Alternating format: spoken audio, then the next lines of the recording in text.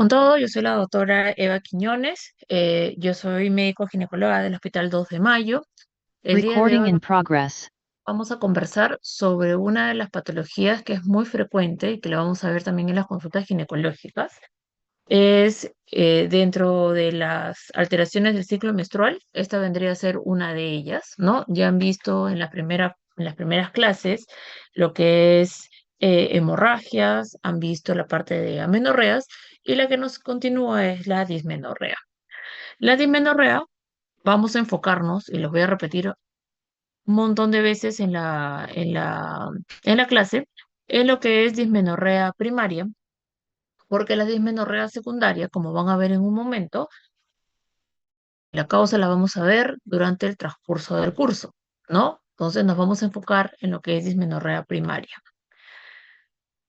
Muy bien. Entonces, espérame que voy a sacar esto. Muy bien. Como definición, ¿no? La dismenorrea es el dolor, ¿no? Es un dolor cíclico, es característico durante el periodo menstrual. No es un dolor que viene en algún otro momento, que puede después conllevar a un dolor crónico, puede ser, ¿no? Pero este es un dolor, acuérdense de la palabra, cólico y cíclico, asociado a la menstruación. Se va a definir o se va a dar de dos formas, ¿no?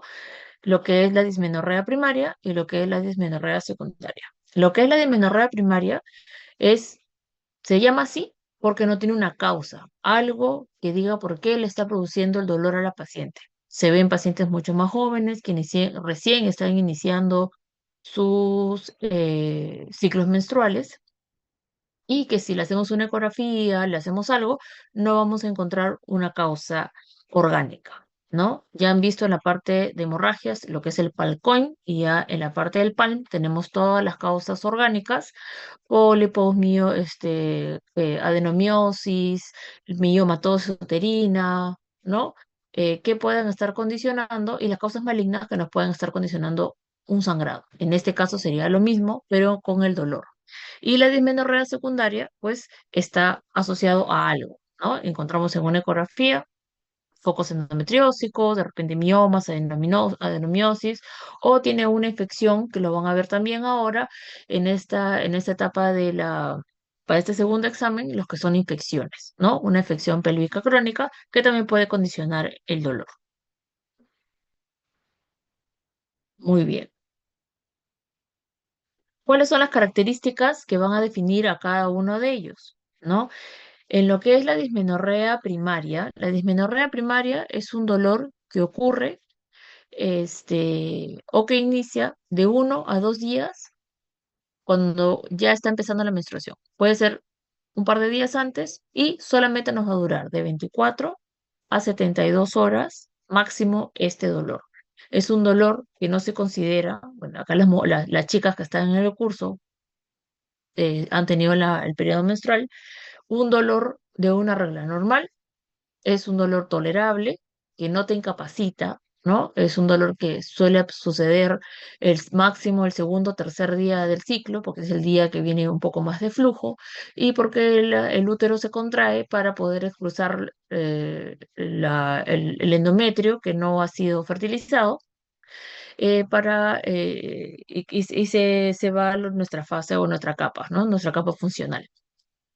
Y este dolor, en el caso de la dismenorrea, es mucho más severo, ¿no? Es mucho más severo, por eso ya es una patología que llega a incapacitar a una paciente. Entonces, en lo que es la dismenorrea primaria, como dije, puede durar hasta entre 24 a 72 horas máximo el dolor y en algunas veces, dependiendo del grado, puede irradiarse hacia la espalda, hacia los muslos y cuando ya es muy severo el dolor, puede estar asociado a síntomas vasomotores como cefalea, náuseas, vómitos, hasta pueden llegar a síntomas. En cuanto a lo que es la dismenorrea secundaria, ¿no? El dolor puede aparecer o empeora con el tiempo y no necesaria que puede aumentar con la menstruación, puede aumentar. Pero algunas mujeres pueden tener dolor incluso a mitad de ciclo o durante todo el ciclo menstrual. Esto ya se ve mucho más frecuente en pacientes mayores, ¿no? En pacientes que ya están pasadas las 25, 30, 40 años y van a acompañarse de algún otro síntomas de acuerdo a la patología que se le va a encontrar, ¿no? En el caso de endometriosis, no solamente va a haber dolor durante la menstruación, sino también la paciente se va a quejar de dolor durante las relaciones sexuales, dispareunia profunda, cuando está teniendo la relación, no al inicio, sino cuando está durante en la relación sexual. Disuria, que es dolor al orinar, disquinesia, que es dolor al defecar, o le puede condicionar otra patología que es la infertilidad. En cuanto a los miomas uterinos, asociado a este dolor va a tener el paciente pues, sangrado abundante durante el periodo menstrual y también sensación más de cólico, de una sensación de pesadez, ¿no? Dependiendo del tamaño también del mioma. En cuanto a lo que es adenomiosis, que también lo van a ver en el curso, el útero va a estar mucho más aumentado de un tamaño normal, que viene a ser de 6 a 7 centímetros en una paciente en edad fértil. Va a estar doloroso durante el periodo menstrual, pero también nos va a causar un sangrado uterino normal, ¿no? Asociado al dolor. Y en lo que es la enfermedad pélvica, en la epicrónica, aparte del dolor con la menstruación, la paciente va a tener dolores previos, va a tener dolor tipo pesadez también, ¿no? Que puede estar en la mitad del ciclo o durante todo el ciclo, ¿no? Asociado a flujo de repente maloliente, dolor a la movilización del útero, dolor a la palpación de anexos, porque esto ya es una infección. Y es una infección crónica cuando haya pasado más de 6 meses. Y en nuestro medio hay que descartar una patología que es la tuberculosis. ¿Ok? Entonces, solamente para tener una idea, es en este cuadrito les he puesto cuáles son las características más frecuentes para comparar la dismenorrea primaria y la secundaria, ¿ya? Que es la forma de inicio. En la forma de inicio de la dismenorrea primaria puede iniciar de 1 a 2 años posterior a la menarquia. No es que es la primera vez que me viene la regla y voy a tener dolor. No, porque como vamos a ver en la fisiopatología, esto se va a producir por ciclos ovulatorios. ¿Ok? Eh, eh, y en la dismenorrea secundaria puede aparecer después de más años, ¿no? Es más, dentro del diagnóstico, si la paciente tiene dolor después de los 2 años del inicio de la menstruación, hay que catalogarlo o hay que buscar una causa de una dismenorrea secundaria en un futuro, ¿no? Y una de ellas es la endometriosis. La aparición con relación a la menstruación, obviamente, la dismenorrea primaria va a ser justo ¿cómo se llama? Puede ser un día antes, tal vez, que tenga un pequeño dolor, pero justo cuando viene la menstruación, o sea, cuando ya hay caída, cuando hay sangrado, ya comienza el dolor más extenso, ¿no? Y en lo que es la duración puede durar desde 24 a 72 horas, o sea, máximo 3 días. En cambio, en la dismenorrea secundaria puede ser mucho antes y puede durar mucho más tiempo. ¿No? Puede ser hasta 6, 7 días, porque hay una causa que está produciendo este dolor. En cuanto a los antecedentes ginecológicos, no vamos a tener ninguno. Le hacemos el examen físico a la paciente. Probablemente en el caso de dismenorrea primaria son pacientes que todavía no han iniciado vida sexual. Por lo tanto, una ecografía nos podemos basar para descartar alguna patología orgánica. Y en lo que es la dismenorrea secundaria, sí vamos a encontrar algún antecedente, ¿no? Esta paciente de repente, pues, tiene una ecografía previa donde le dice que tiene miomas o tiene, pues, no sé, una resonancia donde le encuentran endometriosis o tiene de repente infertilidad secundaria, etcétera. Al examen físico, no, en la dismenorrea primaria no vamos a encontrar nada, no vamos a encontrar absolutamente nada, útero normal, pequeño, no hay quistes, no hay nada. Y en la dismenorrea secundaria, que son pacientes que tienen exhaustivo, le hacemos tacto vaginal, vamos a encontrar de repente una forma de útero que es normal, pero en estas pacientes puede generar un poco más de molestias, que es el útero retroverso. Vamos a encontrar de repente al momento de hacer tacto los ligamentos uterosacros dolorosos, eh, que es un síntoma de endometriosis, ¿no? No a todas les hacemos tacto rectal para verlos, la única forma para poder tocar los ligamentos uterosacros haciendo tacto rectal. Y lo hacemos cuando hay sospecha de endometriosis profunda. Cuando hacemos tacto encontramos anexos dolorosos o encontramos una tumoración o un útero grande, ¿no? Entonces en la dismenorrea secundaria vamos a encontrar una causa. Entonces ya tienen, que lo estoy repitiendo cada rato, dismenorrea no hay causa en la primaria y en la secundaria sí tenemos causa. En cuanto a la incidencia, estamos hablando de dismenorrea primaria, ¿ok? En la parte de dismenorrea primaria, más del 50% de pacientes que están en etapa puber, ¿no? Se van a ver afectados de este tipo de patología, que es la dismenorrea primaria. De estas pacientes, del 10 al 12% pueden llegar a ser una dismenorrea severa, ¿no? La cual va a impedir o la va a incapacitar esos días durante el ciclo para poder hacer una actividad cotidiana como ir al colegio, tal vez, ¿no? Es por eso que se ve que hay una alta tasa de ausentismo escolar en esta época de estas pacientes o en algunos casos laboral, ¿no? Si persiste un poco más el dolor, casi hasta un 20%, ¿no? Esta patología, estamos hablando de dismenorrea primaria, suele mejorar después de que la paciente tiene un parto o tiene una gestación o cuando ya se está acercando pues a la tercera década de la vida, cuando ya, no sé, pues ha tenido ya un cese tal vez por las gestaciones, ya no ha ovulado, etcétera. Pero siempre sospechando si dura más de 2 años esta patología de otro tipo de, o una dismenorrea secundaria, como una endometriosis no diagnosticada o subdiagnosticada. ¿Ok? Entonces, ya entrando más al tema, en lo que es la dismenorrea primaria, ya estamos cambiando un poco nuestro concepto, lo estamos haciendo un poco más moderno ahora. Ya no lo vamos a hablar solamente como dolor cólico durante el periodo menstrual, sino tenemos que hablar ya como un síndrome, ¿no? Un síndrome neuroinflamatorio uterino que es cíclico, y esto es porque hay una desregularización en las cadenas de las prostaglandinas, ¿no? Que generan un aumento, como si fuera una contracción de parto, que lo vamos a ver un rato en la parte de la fisiología, que simula realmente una contracción de parto, que puede llegar hasta más de 100 milímetros de mercurio. Entonces, imagínense el dolor, es como si estuviera literal en una contracción de parto. Y esto obviamente va a producir incapacidad de los pacientes cuando se hace más severo. ¿Ya? Entonces, para repetir de nuevo, por lo general aparece dentro de los 6 a 12 meses posteriores a la menarquia y ocurre siempre en ciclos ovulatorios, ¿no? Por eso hay periodos en las pacientes que recién han comenzado ciclos menstruales que no van a tener ovulación, ¿no? Porque recién está madurando su eje hormonal. Entonces vamos a tener ciclos que no va a tener dolor, como que en otros periodos va a tener dolor, ¿no? Es algo cíclico. Alrededor del 88% de estas pacientes adolescentes van a experimentar una regla muy dolorosa dentro de los primeros 2 años después de la menarquia. Si esto ocurre después de los 2 años, como ya se lo he repetido hace un ratito, ¿no? Hay que descartar una dismenorrea secundaria como causa probable del dolor. Y acá no podemos dejar la endometriosis por fuera, ¿no? Entonces, eso es una patología que es subdiagnosticada. No es fácil diagnosticar una endometriosis por una ecografía, a menos que tengas un ojo muy entrenado para hacer un mapeo de endometriosis. Y no a todas las pacientes les mandamos a hacer resonancia magnética por una dismenorrea primaria, ¿ok?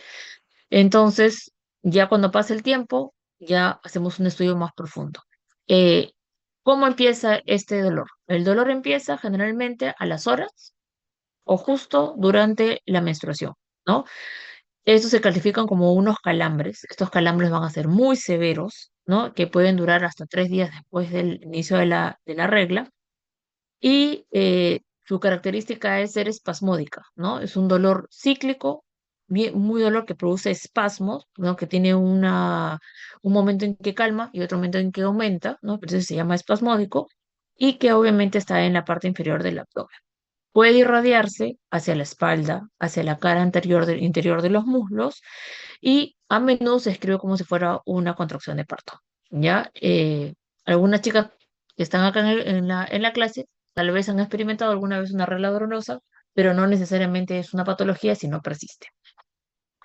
El calambre puede acompañarse, en el caso de que las pacientes tengan una dismenorrea muy severa, con síntomas sistémicos, ¿no? Incluyendo que es muy frecuente náuseas y vómitos, casi en el 90%, fatiga, casi en el 85%, en algunos casos diarrea, en el 60%, dolor en la espalda baja, en el 60%, cefalea, en el 45%, algunas pueden llegar hasta tener síncope, eh, o un colapso durante el periodo menstrual por el dolor, ¿no? Esto va a durar pocas horas, máximo 3 días, ¿ok? Lo vamos a ver por qué se produce en un momento. El diagnóstico para hacer una dismenorrea primaria es clínico, ¿no? Le preguntamos a la paciente, vemos el grupo en el que se encuentra, en el grupo etario, ¿no? Y solamente haciendo una buena anamnesis y una buena historia clínica, ya con eso es suficiente como para hacer el diagnóstico de una dismenorrea primaria. No necesitamos hacer un examen más exhaustivo, no necesitamos hacer una ecografía o algo, no es un de manejo inicial, ¿no? De manejo inicial no le vamos a pedir ecografía a todas, a menos que haya sospecha de que haya alguna otra patología, ¿no? Aparte de la dismenorrea, de repente la paciente viene con, no sé, pues hemorragia uterina anormal o tiene periodos de ciclos de oligomenorrea, o sea, que no le viene el periodo muy seguido, ¿no? La vemos fenotípicamente, de repente tiene pues signos de hiperandrogenismo, estamos sospechando tal vez de un ovario poliquístico, entonces ahí sí se podría hacer un estudio más exhaustivo. Pero solamente con la clínica que nos dice que hay dolor, empieza con el periodo menstrual, ya con eso podría ser suficiente como para comenzar un tratamiento, ¿no? Este, para repetir de nuevo, ¿cómo inicia el dolor de la dismenorrea? En el caso de primaria que estamos hablando, va a comenzar dentro de los pocos meses, dentro de los 6 primeros meses después del inicio de la menarquia, a veces puede durar hasta 2 años, ¿no? A pesar de que estos criterios en los libros están muy rígidos, ¿no? Para decir así, se puede esperar hasta de repente un añito más para no hacer un sobrediagnóstico, ¿no? Porque ya sabemos que en medicina nada es 100% como el libro nos dice, podemos hacer excepciones en algunas pacientes dependiendo si no encontramos alguna patología extra, ¿no? Tal vez llegar hasta los 3 años. Si ya pasa de este tiempo, ya tenemos que hacer el diagnóstico de endometriosis, como bien lo está escrito ahí, ¿no? ¿Cuánto duran estos calambres? 72 horas, máximo 3 días. Si pasa los 72 horas, ya hay que buscar otra causa que por la cual la paciente pueda estar teniendo dolor, ¿no? La característica del dolor son como calambres, como si fuera el parto. Acuérdense que se los estoy repitiendo a cada rato para que lo tengan ya grabado. No es una patología tan difícil de olvidar. Y el examen pélvico, obviamente la mayoría de nuestros pacientes van a estar en un grupo en el que todavía no tienen vida sexual activa, por lo tanto no le podemos hacer tacto vaginal, en el que la paciente desee o estamos sospechando ya pasando este tiempo de una dismenorrea eh, por endometriosis, podemos hacer tacto rectal, obviamente si es que la paciente y el familiar, en el caso de estar menor de edad, lo autorice. Si no, es mejor hacerlo en una resonancia magnética. Yo creo que más ahí, antes de pues hacerle un examen a la paciente que le puede incomodar, ¿no? En el examen pélvico, obviamente en una dismenorrea primaria, no vamos a encontrar ningún hallazgo anormal, ¿no? Hacemos una ecografía en el caso de que haya una sospecha de algo más, pero solamente con la clínica es suficiente. En cuanto a la etiología, y esto sí se lo tienen que grabar, ya que se los he repetido ya es un dolor cíclico, espasmódico, que viene al inicio de la menstruación. Entonces, se produce, ¿por qué? Porque hay un aumento excesivo de las prostaglandinas, ¿no? Igualito que en el parto, ¿no? Sobre todo la F2 y la E2, ¿no? Esto también va a alterar nuestra cascada de los tromboxanos, de los leucotrienos, y va a aumentar lo que es la vasopresina circulante. ¿Qué van a producir estas prostaglandinas en el útero? Van a producir que el útero se comience a tener una motilidad mucho más aumentada, ¿no? Puede producir esta movilidad tan aumentada como si fuera una arritmia, una disritmia, un aumento en la peristalsis uterina que puede llegar a un tono más de 10 milímetros de mercurio y una fuerza de contracción que llega hasta más de 120, o sea, igual que una contracción de parto. Cuando algo se contrae tan fuerte, ¿qué va a producir? Va a producir una vasoconstricción. Y esa vasoconstricción, ¿qué hace? Disminuye nuestro flujo, ¿no? Como disminuye nuestro flujo a nivel del miometrio, se va a producir como una angina, como una muerte celular, ¿no? Una isquemia. Y esa isquemia, como si fuera un infarto, ¿no? Va a producir que ese dolor sea mucho más intenso, que lo vamos a ver ahora. Es que me deja esta computadora pasar. Muy bien. Entonces aquí tengo un dibujito, ¿no? Como para que se lo graben y ya lo tengan ahí. ¿Qué pasa en nuestros ciclos, en nuestro ciclo menstrual, ¿no? Para que se produzca esta patología, ¿por qué aumentan las prostaglandinas? Porque va a haber un descenso de la progesterona. Entonces, todo inicia con el descenso de la progesterona, porque obviamente al no encontrar una gestación, ¿no? En nuestro cuerpo lúteo, pues hay una regresión del cuerpo lúteo y esto se ve con la disminución de la progesterona. Disminuye la progesterona y va a aumentar las prostaglandinas. ¿Para qué? Para expulsar nuestra capa funcional del endometrio, porque ya no la necesitamos porque no hay implantación. ¿Ok? Pero en esta patología, estas prostaglandinas van a aumentar tanto, que van a producir a nivel del miometrio una disritmia, ¿no? Que es igualito como las contracciones de parto, así como han visto en el trabajo de parto que hay alteraciones de la contractibilidad, igualito se produce acá. Van a haber focos ectópicos a nivel de todo de nuestro músculo uterino que van a producir esas contracciones, ¿no? Una disritmia. Esa contracción va a ser tan fuerte que va a producir en algún momento alguna isquemia porque va a disminuir nuestro flujo sanguíneo, ¿no? Y eso va a condicionar que el dolor sea más intenso porque va a producir a nivel de nuestras fibras nerviosas por el aumento de las prostaglandinas, esta sensibilidad, ¿no? Y va a producir que el dolor sea como si fuera un infarto, ¿no? Porque se produce esa isquemia y eso es lo que va a sentir la paciente, ¿no? En el sistema nociceptivo. Entonces, como ya lo estoy repitiendo, ¿por qué se produce la dismenorrea primaria? Por el aumento de la prostaglandina. Y todo comienza con la disminución de la progesterona. ¿Ok? Y nuestro tratamiento va a ir abocado a eso, ¿no? Solamente para que lo tengan en cuenta, que la dismenorrea primaria va a tener grados, ¿no? Y todo va a depender de la afectación a la actividad que tenga cada paciente, ¿no? Podemos tener un grado cero en que la actividad laboral no se afecta, la paciente puede ir a trabajar normal o puede ir al colegio, no va a tener síntomas sistémicos y no va a requerir un tratamiento con analgésicos más que tal vez un paracetamol en el caso de que que tenga mucho dolor, ¿no? Todo va a depender también del umbral de cada paciente del dolor.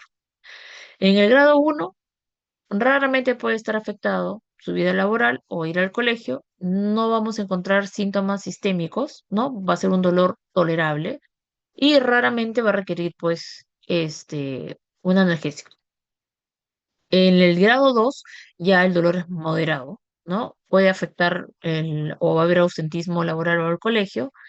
Puede haber en algunos casos síntomas sistémicos, pero el dolor no es tan severo, ¿no? Y aquí sí la paciente necesita de todas maneras un analgésico para soportar los primeros 3 días el dolor.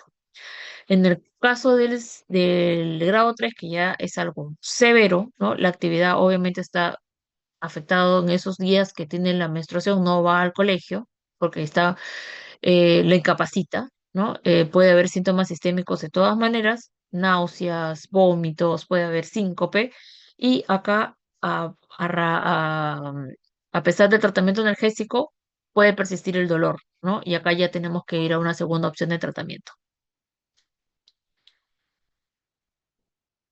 Muy bien, entonces, si estamos hablando de que nuestro problema principal en la parte de la fisiopatología es el aumento de las prostaglandinas, entonces lo que tenemos que hacer, pues estamos hablando de dismenorrea primaria, que lo estoy repitiendo cada rato, es ir a bloquear esas prostaglandinas para disminuir el dolor, ¿no? Eso es nuestra misión, ¿no? Porque en la fisiopatología hemos visto que el descenso de la progesterona estimula el aumento de las prostaglandinas y nuestro tratamiento inicial o nuestra primera línea va a ir a darle a la paciente AINES, pues, ¿no? Los antiinflamatorios no esteroideos. porque el objetivo del tratamiento es aliviar el dolor y mejorar la calidad de vida de la paciente. Entonces, ¿cuál es el tratamiento inicial que le vamos a dar? Los AINES, ¿no? Dentro de ellos, a la cabeza, podemos dar el ibuprofeno, podemos dar el naproxeno, el ácido mefenámico, que es muy bueno, y el Celecoxib en el caso de que las pacientes sean alérgicas a los AINES, ¿ok? O el paracetamol, en algunas va bien, en otras, la verdad, no va tanto, ¿no? Porque tenemos que bloquear las prostaglandinas y sabemos que el paracetamol no nos va a ayudar mucho.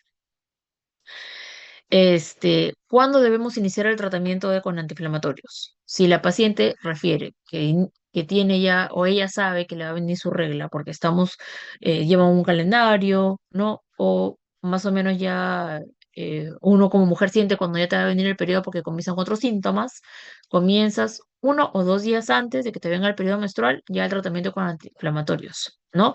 Y lo podemos continuar hasta las 72 horas, que es lo que dura nuestro dolor. ¿Ok? Si ya el dolor pasa más de esos días, ya hay que buscar otra causa. Y con esta primera línea podemos tener una tasa de éxito hasta un 70% de que las pacientes puedan aliviar parcial o totalmente el dolor. No necesitamos ir a algo más.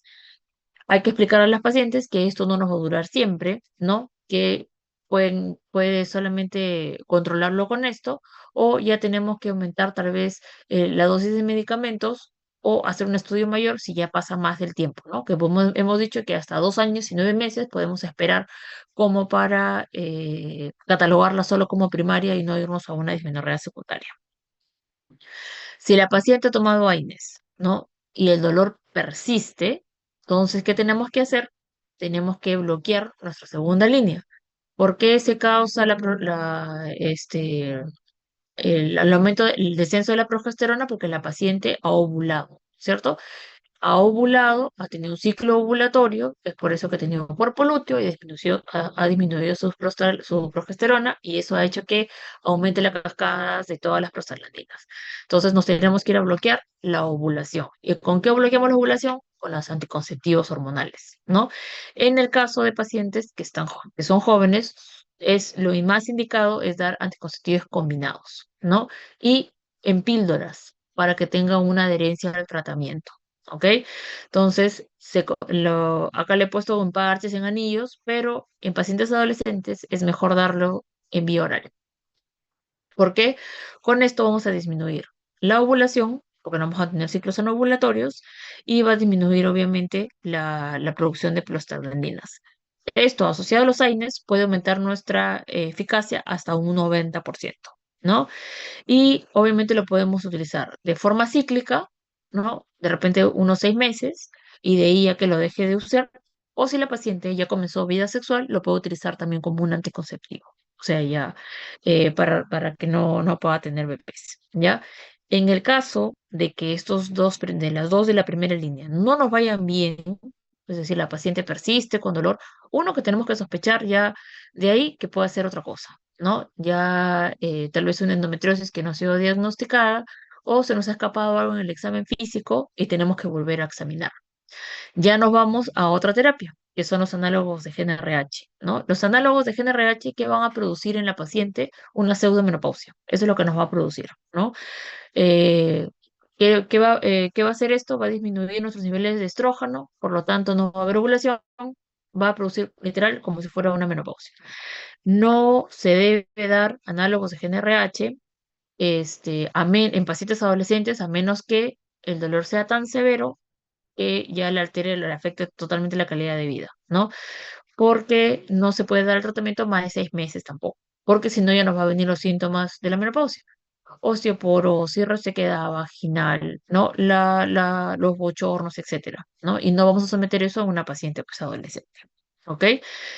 Esto ya se queda como que un poco desfasado. En el tratamiento o el manejo de dismenorrea primaria, comenzamos primero con AINES, vamos a segunda línea anticonceptivos orales, y lo último que ya nos queda son los análogos de GnRH. Cada paciente se personaliza, no le vamos a dar lo mismo a todas, porque no todas somos iguales, ¿ok? Eh, en lo personal, a mí no me gusta dar anticonceptivos a pacientes adolescentes, ¿no? Siempre hay que buscar otra forma, tal vez, de manejar el dolor, ¿no? Con terapias tal vez complementarias, poniéndole de repente calor local, ¿no? Para disminuir esa vasoconstricción, ¿no? Con el calor vamos a producir vasodilatación en la parte de la pelvis, se compresan compresas de agua tibia, ejercicios, ¿no? De repente hacerles que bajen de peso, si son gorditas. eh, el factor psicológico es importante, ¿no? A veces no necesariamente la paciente presenta un dolor tan intenso y lo somatiza de esa forma porque tiene algún problema psiquiátrico. Estamos viendo, nos está analizando, sobre todo en esta época, en la parte de la ansiedad, el estrés, etcétera.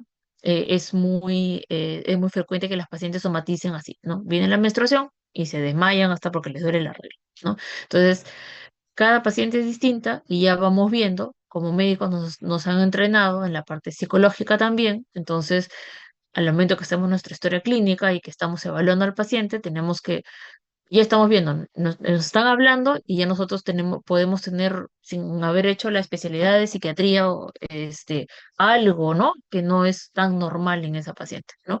Y ya la podemos mandar como para que se haga, orientarla para que vaya de repente a psicología, psiquiatría, en el caso de que veamos alguna anomalía de la personalidad, ¿ok? Entonces, en lo que es las medidas no farmacológicas, como le digo, la aplicación de calor local es muy eficaz, ¿no? En algunas pacientes, y si hay evidencia de eso, ¿no? En disminuir la vasoconstricción porque produce vasodilatación. El ejercicio físico regular también nos ayuda porque desestresa, ¿no? Como libera a la paciente de ese estrés o vasoconstricción también. Suplementos, no está muy normado, no hay una evidencia nivel A, ¿no? Pero sí, si le damos omega 3 vitamina B1 la tiamina, nos puede ayudar, ¿no? Obviamente estamos hablando de pacientes adolescentes, pero ahora pues no sabemos si pueden fumar o no, tienen que disminuir el tabaco, ¿no? El tabaco, eh, eh, una, no, es un hábito nocivo, ¿no? Yo creo que se considera como una droga en algunos casos. No se debería fumar, no lo deberíamos hacer, ¿no? Porque sabemos todo lo que nos puede causar, ¿no? Pero cuando son adolescentes o cuando somos, en realidad, ¿no? No estamos muy claro, qué daño nos puede hacer en el cuerpo hasta que ya está. Entonces, si la paciente fuma, le decimos, tienes que dejar de fumar porque si no el tratamiento que estamos llevando, pues no nos va a ayudar, no nos va a servir. Como son adolescentes, la mamá va a estar al costado. A la mamá también le tenemos que explicar qué es lo que vamos a hacer y cómo vamos a iniciar el tratamiento. Lo que es el pronóstico es algo benigno, no es una patología benigna que va a desaparecer en algún momento, ¿no? En el caso de la dismenorrea primaria es controlable, ¿no? Porque le podemos dar medicamento para eso. En el caso de lo que es la dismenorrea secundaria, sí hay que tratar la causa. Mejora con el tiempo y la mayoría de pacientes, si persiste con un poco de dolor, sin necesidad de encontrar un hallazgo eh, patológico o algo estructural, después de un parto, ya es, ¿no? Como que se regulariza nuestro sistema hormonal. El 70% responde a AINES, solamente con AINES, y si aumentamos anticonceptivos hormonales, puede aumentar hasta un 90% la tasa de efectividad de dolor, ¿no? Y esta paciente, o esta patología puede afectar la calidad de vida de las pacientes, tanto en lo que es el rendimiento académico y en la parte laboral, porque va a haber ausentismo, ¿no? Cíclicamente va a faltar un par de días al trabajo o al colegio, ¿por qué? Porque presenta este dolor. En lo que es dismenorrea secundaria, y que no he ahondado mucho en ello, porque en la dismenorrea secundaria vamos a tener una causa y cada una de ellas vamos a tener una clase teórica sobre cada una de ellas y el manejo, el tratamiento y la forma de diagnóstico. Solamente lo he puesto como para que vean que también hay causas de origen ginecológico como causas de origen no ginecológico que nos pueden causar dolor pélvico. ¿Ok? En lo que es la dismenorrea de causa ginecológica, la secundaria, puede ser una de las principales es endometriosis, que ya se lo estoy repitiendo un montón de veces, ¿ya? Otro cuando tiene defectos anatómicos, ¿no? Ya que son congénitos. Por ejemplo, la paciente cíclicamente le duele, tiene, por ejemplo, un himen imperforado, ¿no? le duele todos los meses. ¿Por qué? Porque no hay una forma de cómo descargar, porque el IMIN está cerrado, la paciente no, es una causa de amenorrea primaria de origen funcional, ¿no? Orgánico, mejor dicho, por un problema de una alteración a nivel mulleriano. Entonces, ¿qué se hace ahí? Se abre el tabique y la paciente ya no va a tener regla, ¿no? Y es algo cíclico porque todos los meses va a tener menstruación, ¿no? Pero no va a tener dolor, ¿ok? En pacientes que tienen tabiques, de repente tabiques transversos superiores y que hacen que la sangre no salga y se acumule en el útero, va a formar una hematometra y va a producir un dolor, el útero se va a comenzar va a aumentar de tamaño, de repente la sangre comienza a salirse por las trompas y va a producir un dolor porque la sangre no debería estar en la pelvis o en la cavidad y va a producir una irritación, ¿no?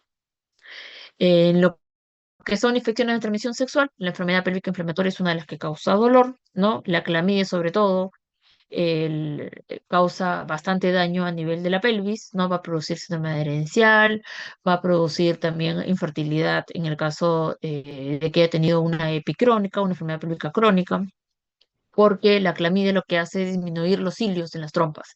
Y es por eso que se producen los embarasos ectópicos. ¿Ok? La adenomiosis, aparte del dolor, va a tener sangrado, igual que los miomas. Y en pacientes que han sido sometidas tal vez a un tratamiento ya estamos un poco más avanzados en el curso, así que tal vez lo han visto en pacientes que tengan patologías de cervix y que se les ha hecho un cono para una displasia del cervix, ¿no? De repente a la hora que se ha hecho el procedimiento se ha cerrado el cuello, se ha estenosado, o si se ha hecho una biopsia muy cerquita al orificio cervical externo, se ha estenosado, y la paciente es como si tuviera un tabique, ¿no? El útero se va a llenar, va a producir un hematometra y eso le va a producir un dolor cíclico. En el caso de causas no ginecológicas, ¿no? ¿Qué tenemos cerca del útero? Tenemos la vejiga y el recto.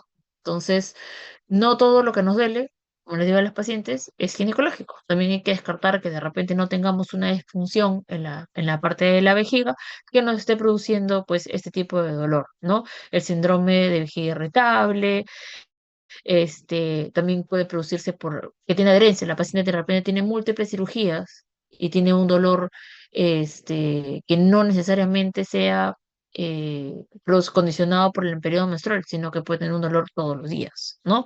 O procesos inflamatorios, ¿no? Intestinales, como, ay, perdón, se me fue. Como por ejemplo, el síndrome de eh, que tienen el intestino irritable, ¿no? Que también tienen periodos en que están con diarrea o que están congestionados y también pueden producir dolor. Divertículos, ¿no? También pueden producir dolor en la pelvis y no necesariamente es de causa ginecológica, ¿ok? Entonces, esta parte lo he puesto solamente como para recordar. Vamos a describir cada una de las patologías en las diferentes teorías que van a tener en el transcurso del curso, que ya estamos en la mitad. Entonces ya han visto varias de ellas, ¿no? En este ciclo ya, no sé si ya tuvieron la teoría de infecciones, ¿no? Que también ahí van a hablar sobre, hay un síndrome de dolor pélvico, ¿no? Y ahí pueden ser de otro tipo de causas también que lo van a ver, ¿ok? Entonces solamente es para que lo recuerden, ¿no? El diagnóstico, obviamente, en la dismenorrea secundaria o en la dismenorrea, a diferencia de la primaria, sí pues que tenemos que hacer una ecografía, ¿no? A la paciente. Nos estamos sospechando, ¿no? Ese es el gol estándar. Primero, una ecografía pélvico, transvaginal, dependiendo si la paciente ha tenido o no ha tenido relaciones. Si estamos sospechando de algo mayor, como una endometriosis profunda, ya tenemos que pedir una resonancia magnética con contraste. O si tenemos en el hospital un centro o médicos que están capacitados para hacer ecografía de mapeo endometriósico, también lo podemos hacer, ¿no? Entonces vamos de menos a más. En cuanto a lo que son los síntomas de la dismenorrea primaria, lo vamos a repetir de nuevo, va entre 6 máximo hasta los 2 años después de la menarquia. Puede durar unas horas, puede comenzar unas horas y durar máximo hasta 3 días con el sangrado, ¿ya? No va a haber una alteración mayor, por ejemplo, si es algo leve, no va a producir un síntoma más agresivo. Si es un un dolor moderado o severo, vamos a tener pues dolor que se irradia hacia la parte de atrás de la espalda, hacia las piernas, puede llegar hasta síncope. ¿Ok? En lo que es los síntomas de la dismenorrea secundaria, aquí ya vamos a tener lo que es disquinesia, pues, que es dolor al defecar, dispareunia, que es dolor al tener relaciones, podemos tener también hematoquesia cíclica, que es sangrado cíclico por el recto en caso de endometriosis profunda. Podemos tener sangrado intermenstrual, ¿no? Dolor pélvico no cíclico, también que se puede dar, ¿no? En diferentes patologías, solamente nos duele de repente un lado, no me duele el otro, puedo tener un quiste de ovario, ¿no? O que tenga asociado a un sangrado uterino anormal, ¿ok? Síntomas generales, gastrointestinales, la mayoría pues va a tener náuseas, vómitos, diarrea, que es lo más frecuente. Neurológicos, dolor de cabeza, ¿no? Hay algunas pacientes que les duele pues, que tienen fatiga, que les duele la parte de la musculatura, ¿no? Y en algunos casos puede producir pues hasta síncope, ¿ya? Entonces, en conclusión, estamos hablando de la dismenorrea primaria. Es una patología que es frecuente en pacientes jóvenes, casi un 66%. Siempre hay que distinguir una dismenorrea primaria esencial a una dismenorrea secundaria que tiene una patología. ¿Ok? Primaria, no encuentro patología orgánica. Secundaria, encuentro patología orgánica. Los mecanismos de dolor en la dismenorrea primaria son por vasoconstricción por aumento de las prostaglandinas. ¿Qué disminuye primero? La progesterona. ¿Por qué? Porque hemos tenido un ciclo ovulatorio. Entonces, nuestro manejo va a ir a ello, ¿no? A disminuir, uno, el aumento de la prostaglandina con los AINES y a bloquear la ovulación con los anticonceptivos orales. ¿Ok? Los métodos o tratamientos alternativos como deporte, hacer yoga, acupuntura, no deben subestimar, o sea, si estamos haciendo esto, y lo he puesto ahí, a ese tipo de población. No le vamos a decir a la paciente, si la paciente viene al hospital es porque de verdad tiene algo, ¿no? Entonces, no le vamos a decir, ¿sabes qué, señora? Anda a hacer yoga, anda a hacer ejercicio, ya relájate, ¿no? Hay que darle un tratamiento, manejo, para que se sienta atendida. Entonces, esta es una especialidad que tienes que ser muy empática, como cualquiera, ¿no? Pero estamos tratando con mujeres en diferentes etapas de nuestra vida, ¿no? Y si por mal que no querramos, somos de verdad, somos hormonales, es de verdad, ¿no? Y vamos a tener nuestros niveles de hormonas cambiando conforme pase nuestra vida, ¿no? Nuestro ciclo de vida. Entonces, al inicio, nuestras hormonas como también van a estar ondulando igualito como en la segunda o tercera década de nuestra vida. Y si la paciente viene por un dolor, hay que tratarlo. Hay que tratar de buscar la causa, primero de por qué está viniendo, porque no creo que les guste perder el tiempo de ir al hospital a mitad de la noche porque no les duele nada, ¿no? Entonces, siempre hay que ser empáticos con eso. No, ay, señora, ¿por qué estás viniendo? O la niña, ¿por qué estás viniendo? No. Siempre hay que tratar de resolver por algo, ¿no? Yo les digo así igualito a los residentes. Si la paciente está viniendo a las 2 de la mañana, es porque algo le molesta, algo le duele. No es porque ella se ha despertado y está andando por la calle a las 2 de la mañana. Ha ido al hospital porque tiene una molestia. Entonces tenemos que tratar de resolver eso, igualitos acá, ¿no? Si encontramos de repente un problema psicológico, psiquiátrico, la paciente tiene de repente, no sé, pues violencia o algo, y tratar de dirigir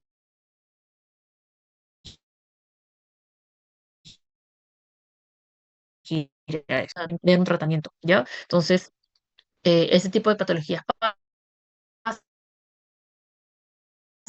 tenemos que ser empáticos con el dolor que presenta, ¿ok? Preguntas.